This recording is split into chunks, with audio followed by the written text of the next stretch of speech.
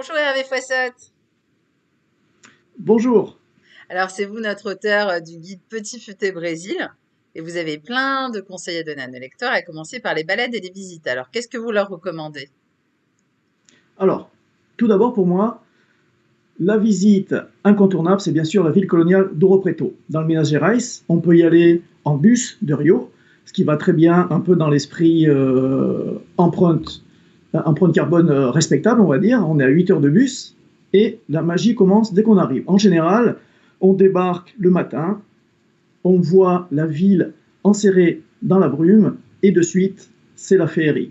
Donc on voit un écrin de montagne, on voit des bâtiments historiques, des églises baroques qui composent un scénario absolument époustouflant. Et surtout, peut-être à la différence de Paraty que j'adore aussi, c'est pas une ville musée, bien au contraire, c'est une ville qui vit avec des milliers d'étudiants, des restaurants, des bars où on peut discuter avec ses étudiants et refaire le monde. Et surtout, c'est un super point de départ pour de nombreuses randonnées et de visites dans l'état du Minas Gerais, qui en lui-même est une mine. Alors sans jeu de mots, puisque Minas Gerais, c'est-à-dire mine générale. Donc c'est vraiment une mine qui a été à la base de la richesse du Brésil, mais c'est aussi une richesse en termes de nature et en termes d'histoire. Donc ça, c'était l'incontournable. Mhm. Et en matière de restaurant, qu'est-ce que vous proposez aux lecteurs? Alors en fait, je vais faire une proposition qui est relativement simple. Je ne vais pas partir sur de la très haute gastronomie. C'est au contraire un bar-restaurant très sympathique, très convivial, qui se trouve dans le quartier de bohème de Santa Teresa. Donc c'est sur les hauteurs de Rio. C'est aussi un quartier qui devient très à la mode et qui est extrêmement agréable.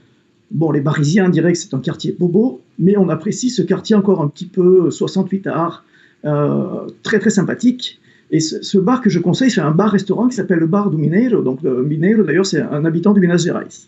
C'est un lieu de rencontre populaire où on rencontre bien sûr des gens du quartier, ça c'est très très sympa, et des touristes curieux. C'est une destination qui est extrêmement décontractée. On peut y boire une caipirinha, le cocktail national, avec modération bien sûr, ou une bière fraîche, et tout en mangeant un repas typiquement brésilien. Alors on peut manger des plats traditionnels comme la feijoada, c'est assez connu, le feijão tropeiro, donc c'est un autre plat qui vient du Minas Gerais, qui est assez consistant. Si on a bien marché, qu'on a faim, ça va nous caler la dent creuse, ou la linguicine, ce sont des saucisses typiquement aussi du Minas Gerais, ou des rabadas, et finir par un petit pastelzinho des feijoada, et en général, on sait que c'est une soirée qui a été forcément réussie et authentique. Et en matière de sortie, qu'est-ce que vous conseillez aux lecteurs? Alors, on retourne à Rio, et là, je vous envoie sur un endroit qui est absolument époustouflant, qui s'appelle le Rio Scenarium. Alors, la journée, si on y passe, on ne verra pas de boîte de nuit, c'est normal.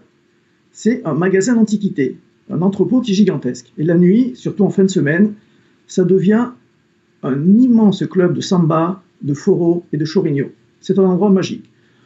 On s'y perd, il y a des salles de partout, des fois on croise même des mannequins de cire, pas des vrais mannequins, mannequins de cire abandonnés. Et le week-end, c'est 2 000 à 3 000 personnes qui s'y promènent. C'est assez hallucinant, on peut manger. Et surtout, les programmations musicales sont époustouflantes. Ça aussi, à mon sens, une soirée au Scénarium fin de semaine, ça va nous rendre le retour en France forcément un petit peu plus compliqué. Et le meilleur bon plan de tous les bons plans, selon vous, ce serait quoi au Brésil? Alors pour moi, qui suis forcément très attiré par la nature, c'est le Pantanal. Alors c'est quoi le Pantanal? Tout simplement, c'est une vaste plaine inondée une grande partie de l'année pendant la saison des pluies. Et dans cette plaine, on va trouver des milliers d'espèces animales, donc en tout genre, des oiseaux, des poissons, des vertébrés, des mammifères, ce que l'on veut. Surtout, je dirais, c'est le paradis des ornithologues. Alors, on s'y promène, il y a des séjours organisés, on trouvera bien sûr dans le guide beaucoup de bons conseils. On peut y aller à pied, à cheval, en bateau. On peut y passer 3, 4, 5 jours, et c'est toujours une rencontre merveilleuse. Et surtout, je la conseille parce que, hélas, on le sait, dans tous les pays du monde, l'environnement n'est pas toujours la priorité. Et à mon sens, ce Pantanal, c'est un paradis qui est un petit peu en danger. Heureusement, tout n'est pas perdu, mais à mon sens, s'il y a un lieu à connaître, il nous faut quand même une petite dizaine de jours au Brésil, 10-15 jours pour y aller, c'est vraiment ce qu'il faut voir, surtout si on est passionné par la nature. Mhm. Et comme souvenir à rapporter dans ces valises du Brésil, vous leur recommandez quoi aux lecteurs? Alors, on va faire classique. Pour commencer, sur les plages, on va trouver des paréos. C'est souvent beau, c'est pas cher, ça se met très facilement dans la valise et ça s'offre. Voilà, donc ça c'est un premier plan. Ça c'est super agréable. Après, bien sûr, j'en ai déjà parlé. Dès le premier soir, en général, on va rencontrer la boisson nationale brésilienne, qui est la cachaça, une espèce de rhum local. Et sa déclinaison la plus connue, c'est la caipirinha. Alors forcément, on aura envie de la ramener avec nous. On peut acheter des kits d'ailleurs pour la faire.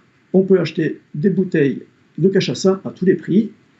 Et on peut les offrir. Alors, bien sûr, c'est comme le rhum. Certaines bouteilles vont être très chères et on n'en fera pas la caipirinha. On pourra les offrir aux amateurs de rhum. Et pour d'autres, on pourra reproduire la caipirinha à la maison. Et en général, ça s'apprécie. Toujours avec modération, bien sûr. Enfin, dernier point, l'art amérindien, c'est également quelque chose que l'on peut ramener. C'est pas spécifique au Brésil, bien sûr, puisque par définition, les Amérindiens, on en trouve jusqu'au Québec, en Amérique du Nord. On va trouver un très très bel artisanat amérindien au Brésil, mais surtout, si on en achète, on fera bien attention de l'acheter dans des boutiques qui sont dédiées, qui garantissent la provenance et surtout une rémunération équitable des producteurs. Très bien. Merci beaucoup Hervé pour tous ces conseils pour un super voyage au Brésil avec plein de bons plans, avec bien sûr le guide Petit Futé Brésil que vous avez écrit. Je vous souhaite une bonne continuation dans ce très beau pays. Voilà, à bientôt. Au revoir. À bientôt, au revoir.